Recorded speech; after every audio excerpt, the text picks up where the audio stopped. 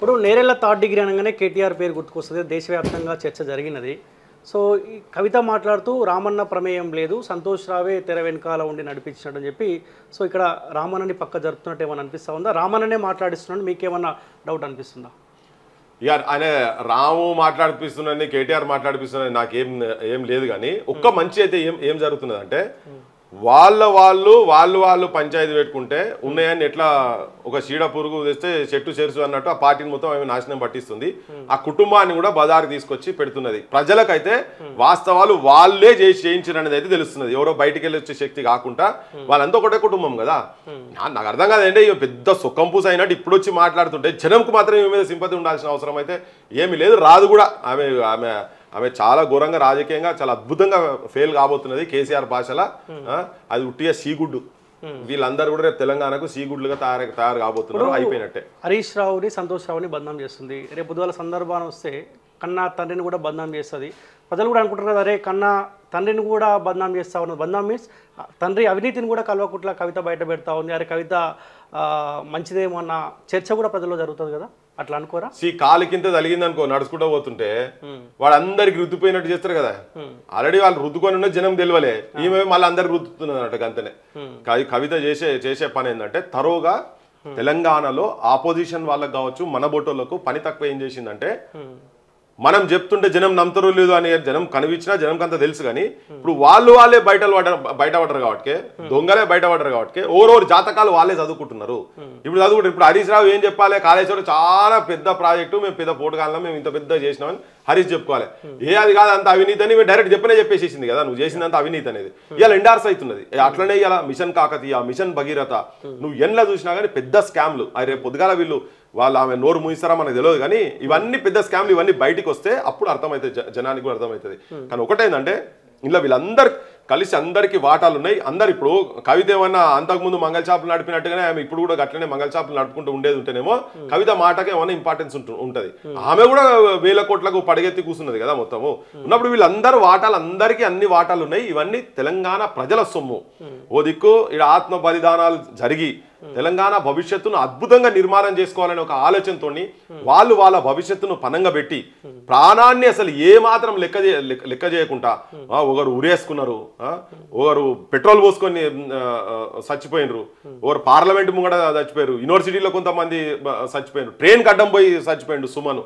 ఇట్లా ఒక్కొక్కరు ఒక్కొక్క దాన్నే ఒక పోరాట రూపంగా చేసి పెడితే వాళ్ళు దీన్ని రాజకీయంగా వాడుకొని పైసలు సంపాదించి పదవుల కాడికి పోయి ఇలా వీధి కుక్కలు లెక్క కొట్లాడుకుంటారు వీళ్ళంతా. సో ప్రభుత్వము చేయాల్సిన పని ఏంటంటే, రేవంత్ రెడ్డి చేయాల్సిన పని ఏంటంటే వీళ్ళని ఫస్ట్ బొక్కల వారేయాలి.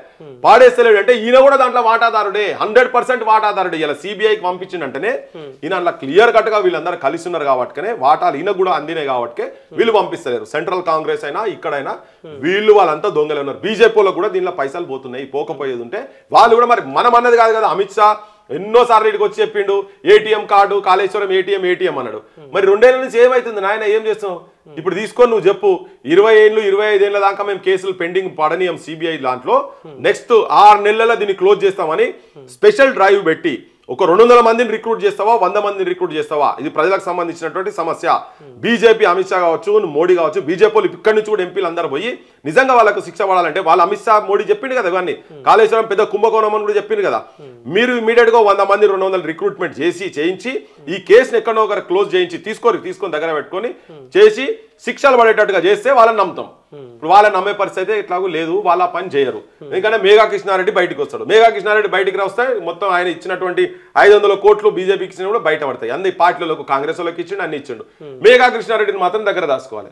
మేఘా కృష్ణారెడ్డి బయటకు వస్తే రేపు పొద్దుగాల ఆదానీలు అంబానీలు కూడా బయటకు వస్తారు ఒక్కొక్కరు. సో ఇవన్నీ చేయరు, వీళ్ళందరూ కలిసినారు. ఇది మన జనానికి అర్థం కావాలి. అంతే త్యాగాలు చేసుకొని తెచ్చుకున్న తెలంగాణ జనానికి ఇది అర్థం కావాలి. ఇవి ఆడోళ్ళు ఈడోళ్ళు మాట్లాడితే మా యూనివర్సిటీలో వచ్చి పేద ఇనుప కంచెలు పెడతారు, వాళ్ళని అరెస్ట్ చేస్తారు. పోస్ట్ ఆఫీసులలో పోస్టులు కార్డులు చేసుకుంటామనేటోళ్ళు అరెస్ట్ చేస్తారు. రాత్రులు పూట వస్తారు, రాత్రి లేదు పగలు లేదు.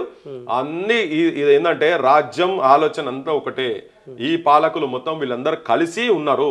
లేకపోతే ఇది సిబిఐకి ఇవ్వాల్సిన అవసరమే లేదు. అసలు యాక్చువల్గా ఇక్కడనే జరగాలి, ఇక్కడనే ఎంక్వైరీ చేయాలి. ఇక్కడ అదే ఐఏఎస్ ఆఫీసర్లు కదా ఇక్కడ ఉన్న వాళ్ళు. వీళ్ళు కూడా గదే ట్రైనింగ్ ముందు వచ్చిన వాళ్ళు కదా, వీళ్ళలో ఒక స్పెషల్ డ్రైవ్ చేసి చేయొచ్చు కదా. గా శ్రీనివాస్ రెడ్డి అసలు ఆఫీసర్ని అయితే ఒక 6 నెలల్లో దీన్ని అక్కడిక్కడ చేసి వదిలేస్తాడు. ఆయన దాని కింద వేసి ఆ సినిమా వాళ్ళు డ్రగ్స్ కొద్దిగా దిగగానే తీసుకుపోయి ఆయన మళ్ళీ రిమూవ్ చేసి పడేసి ఇంకో కొత్త ఆయన తీసుకొచ్చి పెట్టారు. సో ఇవన్నీ ఏంటంటే వీళ్ళందరూ ములాఖాత్ అయి ఉన్నారు. పాలకులంతా ఒకటే, రాజకీయ పార్టీలు వాళ్ళ వ్యవహారాలు వాళ్ళ కథ అంతా ఉన్నోళ్ళ దగ్గర అమ్ముడుపోయిన సెక్షనే ఇప్పుడు రాజ్యాలు వెళ్తున్నాయి. దాంట్లో రేవంత్ రెడ్డి ఏం అతీతుడు కాదు. కవిత వెనకాల కాంగ్రెస్ పార్టీ ఉందనుకుంటున్నారు లేకపోతే బీజేపీ పార్టీ ఎవరు ఆడిస్తున్నారు? రెండు ఆడియొచ్చు. ఈ టీఆర్ఎస్ ను రేవంత్ రెడ్డి హరీష్ రావు ఇద్దరు ఫ్లైట్ లో మాట్లాడుకున్నారు. సో రేవంత్ రెడ్డి చెప్పినట్టే బీఆర్ఎస్ పార్టీని మొత్తం విచ్ఛిన్నం చేయాలి, కల్వకుట్ల కుటుంబాన్ని విచ్ఛిన్నం చేయాలన్న ప్రయత్నంలో భాగంగానే హరీష్ రావు రేవంత్ రెడ్డి తోటి చేతులు కలిపి ప్లాన్ చేస్తా ఉన్నది కవిత అంటా ఉంది. సీగా ఫ్లైట్లలో మాట్లాడు అవి అంటే చాలా మంది చెప్తున్నారు. రేవంత్ రెడ్డి కూడా కవిత ఇంటికి చాలా సార్లు వచ్చిపోయిందట అని చెప్పని. ఇవన్నీ బొచ్చడు ఉన్నాయి. అవి వాస్తవాలు కూడా, కొన్ని వాస్తవాలు కూడా ఉన్నాయి. ముఖ్యమంత్రి అయినాక వచ్చిండ్రు రాలేదో మాకు ఎరకలే కానీ వాళ్ళు ఇంట్లోనే చెప్పారు నాకైతే, రేవంత్ రెడ్డి కవిత దగ్గరకు వచ్చి కలిసిపోయేది అని చెప్పిండ్రు. భూములు కూడా బొచ్చడు భూములు మహేశ్వరం కావచ్చు, నేను చెప్తున్నా కదా, వీళ్ళందరూ కలిసి వీళ్ళకు పార్ట్నర్లు ఉన్నారు. అంతకుముందు ఈయన రేవంత్ రెడ్డి మనుషులు కవిత దగ్గర ఉండే, ఇప్పుడు కవిత మనుషులు రేవంత్ రెడ్డి దగ్గర ఉన్నారు. అవి జరుగుతున్నాయి, వీళ్ళందరి మధ్యలో వాటాలు జరుగుతున్నాయి. మరి రేవంత్ రెడ్డి ఉంటాడో బీజేపీలో పోతాడో కూడా తెలియదు. ఎందుకంటే ఇప్పుడు ఇది తీసుకపోయి డైరెక్ట్ ఇప్పుడు రాహుల్ గాంధీ పొద్దుగా లేస్తే సిబిఐలు ఈడీలు దొంగ సంస్థలు ఇవన్నీ మొత్తం వీళ్ళ చేతులు ఉన్నాయి. మొత్తం వీళ్ళు ఎట్లా చెప్తారు సంఘాలని చెప్పని ఈయన పొద్దున్న లేచి ఎప్పుడు తిరుగుతుంది కదా. ఏది కేంద్ర ప్రభుత్వం నరేంద్ర మోడీ అమిత్ షా చేతులు ఉన్నటువంటి సంఘాలని మనం చెప్పుకుంటే తిరుగుతుంది పొద్దున్న లేస్తే. మరి సిబిఐకి ఇచ్చడంలో దీనిలో ఉన్నటువంటి అర్థం ఏంటిది? మరి రాహుల్ గాంధీ ములాఖాత్ చేస్తున్నాడా? ఇవి జనానికి వస్తాయి డౌట్స్. లేదు రేవంత్ రెడ్డి రేపు పొద్దుగాల కాంగ్రెస్ ను వదిలిపెట్టిపోయి అందులో పడతాడా? వీళ్ళు బీసీ ముఖ్యమంత్రి అయితే అందులో పోతే ఇంకేమైనా అవుతా అని చెప్పి అందులో పోయేటందుకు వీళ్ళు తీసుకుపోయి ఆడు ఇచ్చిండా? కాంగ్రెస్ కూడా ఓపెన్ గా బయటికి రావాలి కదా, మాట్లాడాలి. ఇప్పుడు అందరు మాట్లాడేది, అందరి సమిష్టి డిసిషన్. రాహుల్ గాంధీ కూడా దీని మీద మాట్లాడాలి. కాళేశ్వరం ఆయన ఇక్కడికి వచ్చి కాళేశ్వరం గురించి ఆయన కూడా మాట్లాడింది కదా, 1,00,000 కోట్లు తిన్నారని చెప్పిండు కదా ఆయనైతే. మనమైనా 1000 కోట్లు అంటూ 1000 కోట్లు ఆయన 1,00,000 కోట్లు కాళేశ్వరం మింగిల్ని చెప్పి పబ్లిక్ మీటింగ్ లో చెప్పిండు. మరి ఇప్పుడు తీసుకుపోయి సిబిఐ ఈడీ మోడీ సంస్థ అన్నప్పుడు వాళ్ళ చేతులలో ఎందుకు పెట్టిండో రేపు రాహుల్ గాంధీ కూడా చెప్పాలి. అంటే బీజేపీ రేవంత్ రెడ్డికి అడిగింది అనుకోవచ్చా? మాకు అప్పయ్యపై ఇంకా 2 ఏళ్ళు మేము జాప్యం చేస్తాం అన్న ఆలోచనలో భాగంగానే సిబిఐకి అప్పయ్యప్పిండి అనుకోవచ్చా రేవంత్ రెడ్డి? 2 ఏళ్ళు కాదు, నేను ఇంతకుముందు ఇప్పుడు 26 ఏళ్ళు పెండింగ్ లో పెట్టుకొని ఉన్నాయి సిబిఐల కేసెస్. ఆయన ఏంది శ్రీకుమార్ అని చెప్పని chief vigilance commissioner 2010 to 2014 4 years span లో 264 కేసులు వీళ్ళు చేసి అంటే వాటి మీద ఎంక్వైరీ చేస్తే దాంట్లో దాదాపు 698 మందిని ఇంట్రాగేట్ చేస్తే శిక్ష పడ్డది కేవలం 8 మందికి. అది కూడా 26 ఏళ్ళ తర్వాత పడ్డది. 26 ఏళ్ళు అంటే ఇప్పుడు 26 ఏళ్ళు కేసీఆర్ బత్తడా, కేటీఆర్ బత్తడా, కవిత బత్తడా, హరీష్ బత్తడా? ఇవన్నీ ఏం లేదు, తీసుకుపోయాలి జుట్టు. అది అవుతుందో కాదో కూడా తెలియదు. మళ్ళీ 4400 కేసులు 5 సంవత్సరాల నుంచి 20 సంవత్సరాల వరకు పెండింగ్ ఉన్నాయి ఇప్పుడు సిబిఐ దగ్గర పెండింగ్ ఉన్నటువంటి కేసెస్. అందుకే నేను ఇంతకుముందు చెప్పింది అదే, 100 మంది 200 మంది రిక్రూట్మెంట్ చేసి వార్ ఫుటింగ్ లో స్పెషల్ డ్రైవ్ కింద ఇక్కడ పెడితే బీజేపీలు నిజాయితీ పరులు అంటారు, లేకపోతే లేదు. ఇవన్నీ రాజకీయంగా డెఫినెట్ గా వాడుకుంటారు. అది వీళ్ళు వాడొచ్చు, వాళ్ళు వాడొచ్చు. రేపు టీఆర్ఎస్ తీసుకుపోయి బీజేపీలో విలీనం చేసేందుకైనా, లేకపోతే వాళ్ళు ఏమైనా అలయన్స్ లకు పోయేందుకైనా, ఇంట్లో లీడర్ను భయపెట్టి వాళ్ళు గుంజుకుంటేందుకైనా ఇవన్నీ రేపు పనికొస్తాయి. కానీ శిక్షలు పడతాయని అయితే నాకైతే ఇప్పుడున్నటువంటి రాజకీయ వ్యవస్థ మీద అయితే నాకు నమ్మకం లేదు. ఒక రకంగా కాంగ్రెస్ పార్టీ సేఫ్ జోన్ లో ఉన్నట్టే కదా, మేము సిబిఐకి అప్పయ్యప్పినాం, కేంద్ర ప్రభుత్వం ఏమైనా చర్యలు తీసుకోవాలి ఎంక్వైరీ చేసి. సో మా పని అయితే మేము చేసామని రేవంత్ రెడ్డి కూడా చెప్పుకునే అవకాశం ఉంటుంది. ఇక్కడ సేఫ్ జోన్ లో రేవంత్ రెడ్డి ఉండు అనుకోవచ్చా? పిచ్చోళ్ళ పబ్లిక్ అర్థమైతలేదా? ఇప్పుడు ఇవన్నీ చెప్తలేమా? జనంకు పోదా? ఎన్ని కేసులు శిక్షకు వచ్చినాయి, ఎన్ని కేసులు చేసిరు, ఇంతకుముందు ఏం మాట్లాడిరు? 2 రోజుల ముందే మాట్లాడే సక్కదైన ముఖ్యమంత్రి సిబిఐలు గిబిఐలు అని జేవు సంస్థలని కరెక్ట్ ఇది ఇచ్చే 2 రోజుల ముందే. మళ్ళా తర్వాత సెంట్రల్ బ్యూరో ఆఫ్ ఇన్వెస్టిగేషన్ నిజాయితీగా విచారణ జరగాలి అంటే అని మాట్లాడి డైలాగ్ కొట్టుకుంటా. ఆయన ఎన్టీ రామారావు డైలాగ్ కొట్టినట్టు డైలాగ్ కొట్టి అసెంబ్లీలో మాట్లాడి ఇచ్చిండు. మరి 2 రోజుల ముందే మాట్లాడింది ఎవరు? నీ డూబా? ఎవరు మాట్లాడిరా? నీ రాహుల్ గాంధీ ఏం చెప్తారు? రాజ్యాంగం పట్టుకొని మొత్తం దేశం అంతా తిరుగుతాడు కదా. ఇవన్నీ మాటలు చెప్పేటందుకే, ఇవన్నీ చేతలలో ఏం లేవు. ఇవన్నీ ఏంటంటే క్లియర్ గా వీళ్ళందరూ కలిసి ఉన్నారు. బీజేపీ వాళ్ళు కూడా ఉన్నారు కదా, దమ్ము ఉంటే మాకు అప్పచెప్పండి, మేము తేలుస్తాం, లెక్క తేలుస్తాం అని చెప్పారు కదా. ఇప్పుడు వాళ్ళకు కూడా ఒక సవాల్గా స్వీకరించాల్సిన బాధ్యత బీజేపీ పైన కూడా ఉంది కదా. మరి ఇప్పుడు స్వీకరించాలి కదా. ఈ దమ్ములు గిమ్ములని ఉట్టియా అవన్నీ మన జనాన్ని ఉట్టిగా తమ ఆట పట్టేందుకు, జనాన్ని ఉట్టి పిచ్చోళ్ళని చేసేందుకు మాట్లాడేటి ఇవన్నీ. తొడలు కొట్టి మీసాలు కొట్టి, తొడల కూర లేకున్నా తొడలు కొడుతున్నారు కదా, మీసాలు లేకున్నా మీసాలు తీపెట్టోళ్ళు ఉన్నారు. మన రాజకీయ వ్యవస్థ అంతా అట్నే ఉన్నది.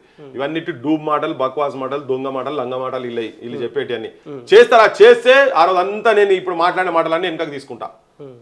చేయమని చెప్పండి. 6 నెలల్లో సంవత్సరం లోపల వాళ్ళ సిబిఐ ఎంక్వైరీ చేసి ఇప్పుడు బీజేపీ అన్న మొగోళ్ళు వీళ్ళందరూ ఉన్నారు కదా, ఇవన్నీ ఉట్టియే బా, అన్ని బక్వాస్ మాటలు ఇవి. జనాన్ని ఆగం చేసేందుకు మన యూత్ను మిస్గైడ్ చేసేందుకు చేసేటువంటి మాటలు ఇవన్నీ. వీళ్ళు చేయరు, వాళ్ళు చేయరు. అందుకే ఒకవేళ నిజంగా చేసేది ఉంటే ఇన్ని వేల కేసెస్ ఎందుకు పెండింగ్ ఉంటాయి? 4400 కేసులు పెండింగ్ ఉన్నాయి సిబిఐ దగ్గర 5 సంవత్సరాల నుంచి 20 సంవత్సరాల వరకు.